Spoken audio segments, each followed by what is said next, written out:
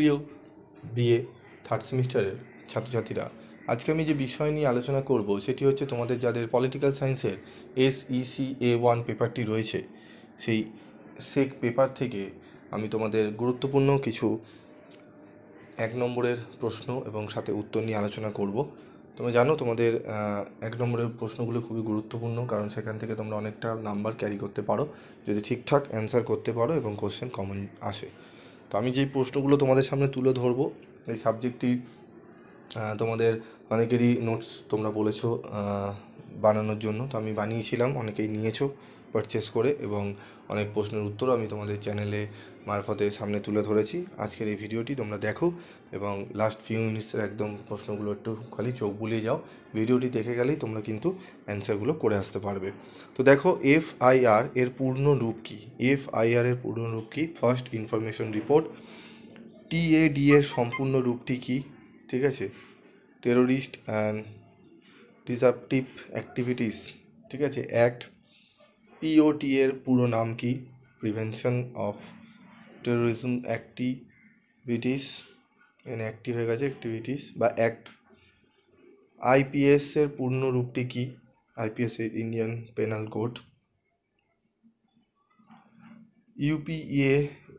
UAP এর পুরনো রূপটি কি? দেখে নাও, আনলফুল অ্যাক্টিভিটিস প্রিভেনশন অ্যাবেটমেন্ট।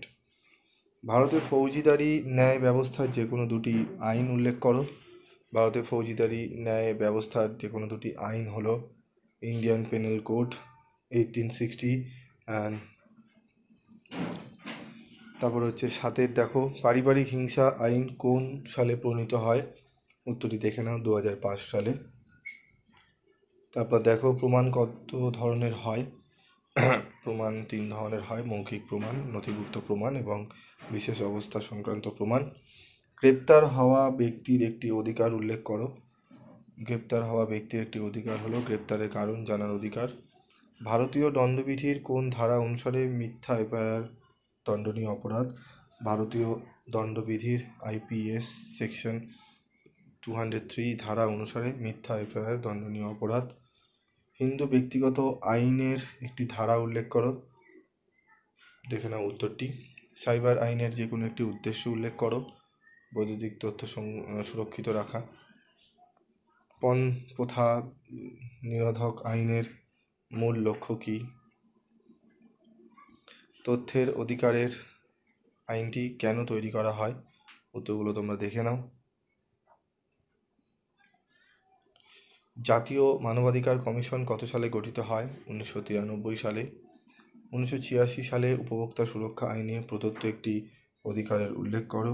1986 সালে উপভোক্তা সুরক্ষা আইনে প্রদত্ত একটি অধিকার হলো জীবন ও স্বাস্থ্যের পক্ষে ক্ষতিকর বস্তুর বিপণনের বিরুদ্ধে নিরাপত্তার অধিকার।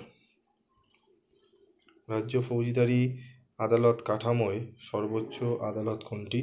রাজ্য ফৌজদারি আদালত কাঠামোয় সর্বোচ্চ আদালত হলো রাজ্যের হাইকোর্ট। তো এই 17টি প্রশ্ন দিলাম, এই 17টি প্রশ্ন তোমরা ভালো করে নিও। আশা করি তোমরা অনেকটাই উপকৃত হবে, ঠিক আছে। এবং তোমাদের যদি বড় প্রশ্নেরও এই মুহূর্তে যদি কোনো উত্তর লাগে, তোমরা আমাকে লিখে জানাতে পারো, আমি তার উত্তর করে দেওয়ার চেষ্টা করব।